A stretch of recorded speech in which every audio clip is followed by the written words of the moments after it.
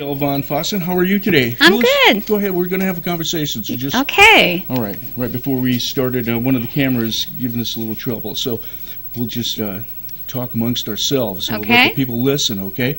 Now, you have a very important role at Sutter Amador Hospital. Why don't you tell people what that is? Okay, I'm a registered dietitian, so I see both inpatients and also outpatients. We have a medical nutrition therapy outpatient program where if I see patients from referrals from their doctors, and then they come in, and it ranges, most of them is for obesity, and then there's also, I see patients that are losing weight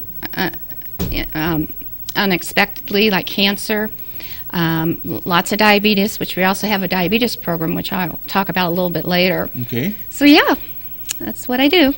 Okay, now a lot of problems, it seems, lately with people and diets or nutrition. It seems to be in the news all the time. Right. And many of us know that it can lead to some major problems, which we'll later be talking about with the diabetes, diabetes type 2. And, of course, obesity is in the news constantly. Right. And seems to be a big issue here. Is it that maybe we could just start off a little bit because although, you know, our lifestyles have changed a lot since, 20, 30, 40 years ago, it seemed we were much more active kids and adults. And we're just not eating correctly? Right. Lack of exercise is also a big one. And with teenagers now, and with teenagers now playing their video games, computer games, they just don't get the exercise that we did when we were younger. Also fast food, a lot of fast food, high-fat foods and drinks, you know, the supersize that's going on with a lot of your fast food restaurants. But what's really exciting, last year California implemented a law where all chain restaurants are required to put the calorie count on every single item they serve. Have we seen any results with the calorie counts yet? I mean, well, I was talking to one of the waitresses at BJ's in Folsom, and she said what happened, actually their customers quit ordering some of their favorite things because a lot of them were over 1,000, 1,500, some 2,000 calories. So what they ended up doing, they implemented a lighter fare menu, and all of those items are, I think, under 800 calories. Okay, and why don't we start off a little bit? We'll get into we'll get and talk about the gluten diet and things like that. But how many calories should a person intake? Well, it depends on their height and what their weight is, if they need to lose weight or if they need to maintain their weight. It just really depends on their height and their weight. Okay. Usually when someone tries to lose weight, it's anywhere between about 1,500 to 1,800 calories. Is that for a man? It can be for a man. A woman is usually 1,500 and men, 1,800. The difference before, was they looking at it because is there a great dissimilarity in a man and a woman's physiology, or is it because maybe they were thinking men were more active? Men are more active and usually more bone structure to them too, right? All right. And tell us a little bit. We'll certainly get into that, but how about as well, like now I have a son, I actually have two sons, and both of them are pretty muscular. And they tell me that, muscles burn off fat. Or, like it'd be like you got a big muscle car, you can, put more, it's going to use more gas, right? Right. And the other thing is someone who is working out or has a lot of muscle composition to their body will weigh more. So in that case, you don't want to go by weight because normally when you build muscle, then you're going to start gaining weight. Okay, so a lot of the guidelines are guidelines for people in general, and then people need to get more specific. Right. And that's probably one way maybe we can go into the gluten-free, because is that because of an allergy or? No, it's people that have celiac disease. And that is, say that one more time? Celiac disease, and that's basically an autoimmune disease where a person that eats anything with gluten in it, their body will react.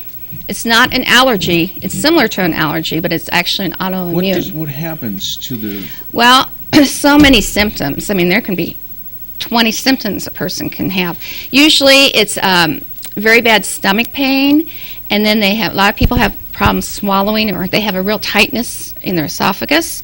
Acid reflux is real common. Some people lose weight, some people gain weight. Okay. A lot of malabsorption because they're not able to absorb the nutrients in food, so they become, they develop osteoporosis, so their bones are brittle.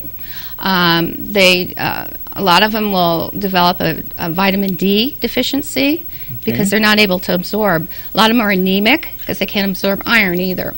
So would that be, when you're talking about absorbing it, could you absorb vitamin D from the sunlight, or is it? You get some from the sun. Meaning, is it? I'm talking about absorb stuff through the. Right, I'm talking about through food.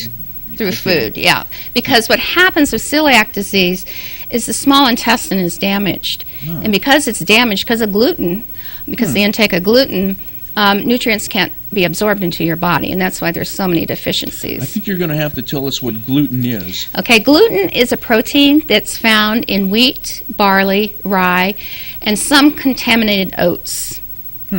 And so if you think about it, think of how many things contain wheat. Okay, all your bread. I'll tell you, I never thought that wheat had protein in it. So right, and like all your bread products that have wheat. There's soy sauce. A lot of people don't realize has wheat in it.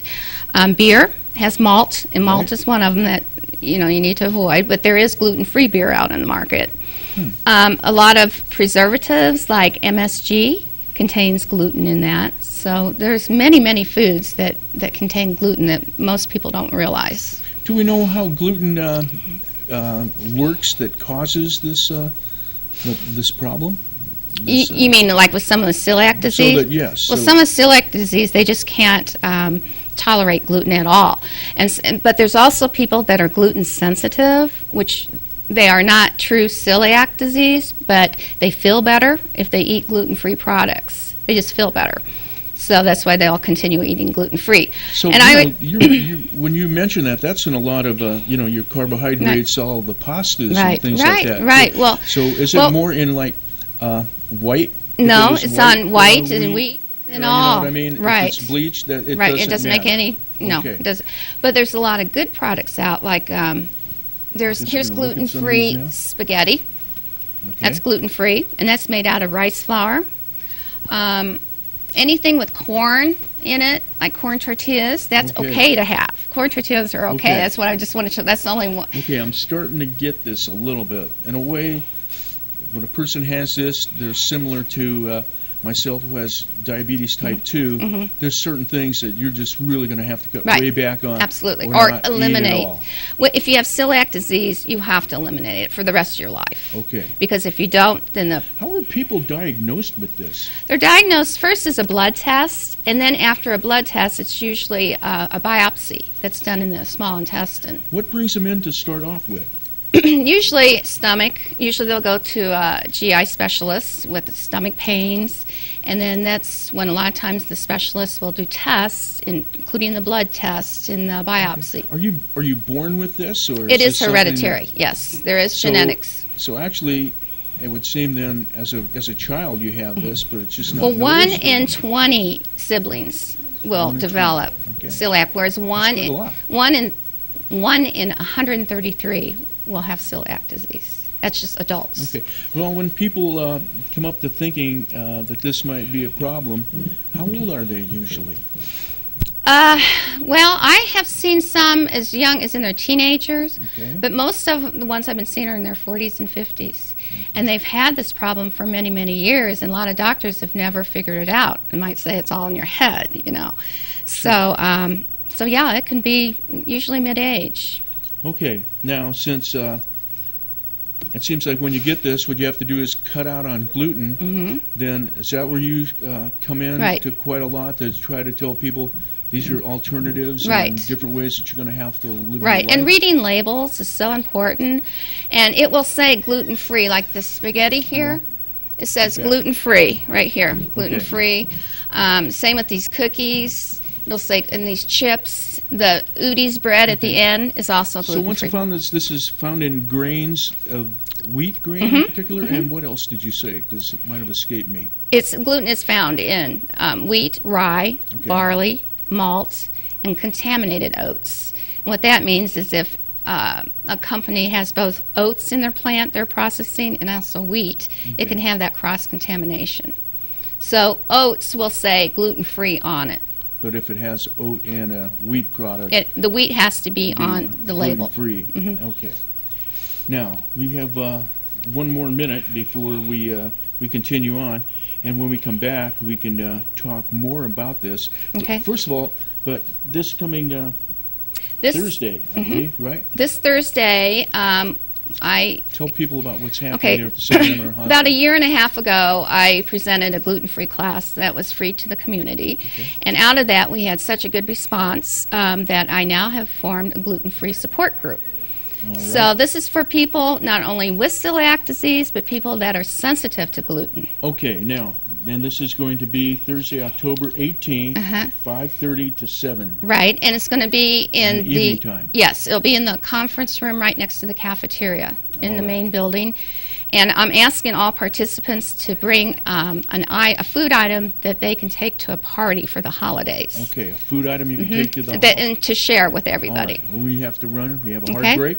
We'll be right back after this. You're watching Amador County's local television network, TSPN.